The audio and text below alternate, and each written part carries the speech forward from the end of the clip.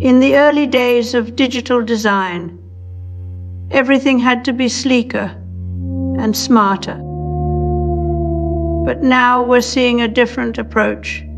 Retro fonts, film grain filters, even interfaces that look like they were built on an Amiga. This isn't just aesthetic flair.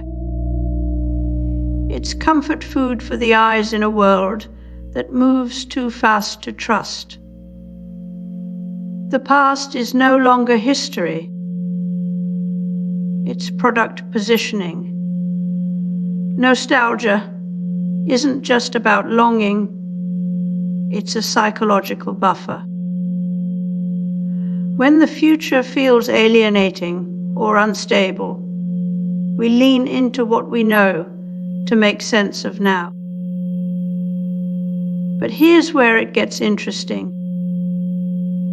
Corporations have turned this personal coping mechanism into a calculated design language that sells trust and familiarity. You're not remembering the past. You're being marketed to in real time. While we think of nostalgia as personal and emotional, it's now a repeatable pattern, a design shortcut. You don't innovate the future, you simulate the past. The result is a kind of temporal confusion where everything feels familiar, but nothing is new.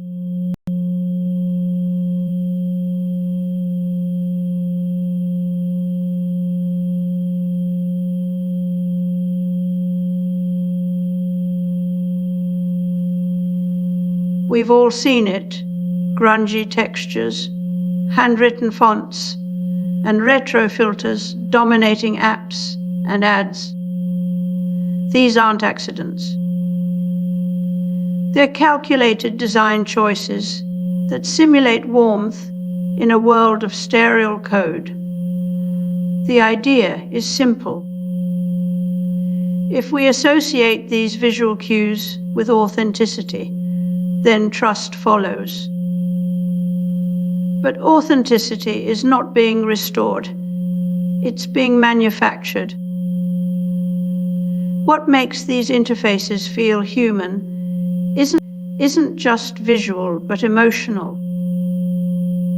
It's a design strategy that leverages nostalgia not as memory, but as mood. The warmth of the past is now a product, one we pay for with our trust in things that never really existed.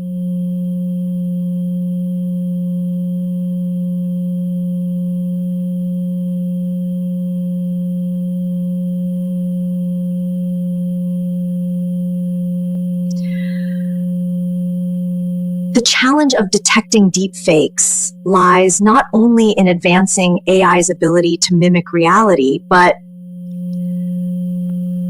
we used to define nostalgia as a personal longing, that bittersweet ache for what's gone. But Jameson pointed out decades ago how technology redefines language itself. Nostalgia no longer lives in memory, but in design choices, color palettes, and UI fonts that mimic the past. What was once an emotional response has become a product feature. The nostalgia mode is less about remembering and more about repackaging, selling sentiment as software. This shift isn't just aesthetic. It alters how we think about time. Just this week, headlines show that AI is not only writing code, but also faking the past. Students booed a Vatican official's warning about AI, while tech leaders, like Sam Altman, insist it will liberate us. But what if these algorithms are already distorting our sense of authenticity? The rise of deepfakes and generative content means we can now produce convincing 80s style ads, retro-looking synthwave, or even authentic old photo albums, all crafted in minutes.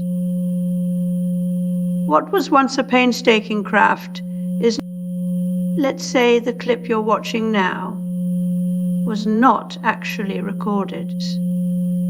You may never know if that voice belongs to a real expert or just an AI mimicry. The erosion of epistemology, our ability to trust what we see and hear, is accelerating faster than any countermeasure. Postman warned that technology redefines words like freedom, memory, and truth.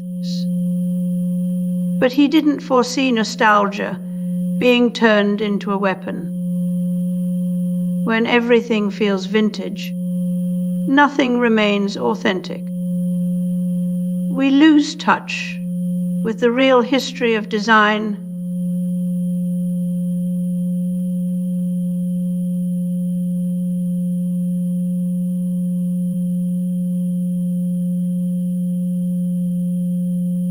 We have a new human being, and that's Chris Potter of Memetics Corporation, a new synthesizer, the Yamaha DX100, and a new computer, the Commodore Amiga.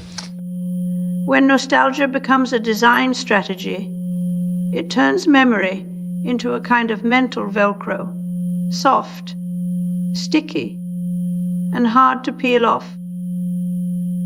The interfaces we use every day borrow the look of yesteryear, not just for charm, but because that past feels safe.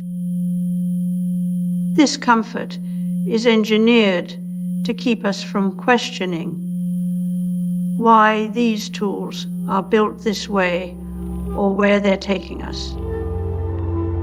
It's a psychological loop. Familiarity breeds trust. Trust reduces friction.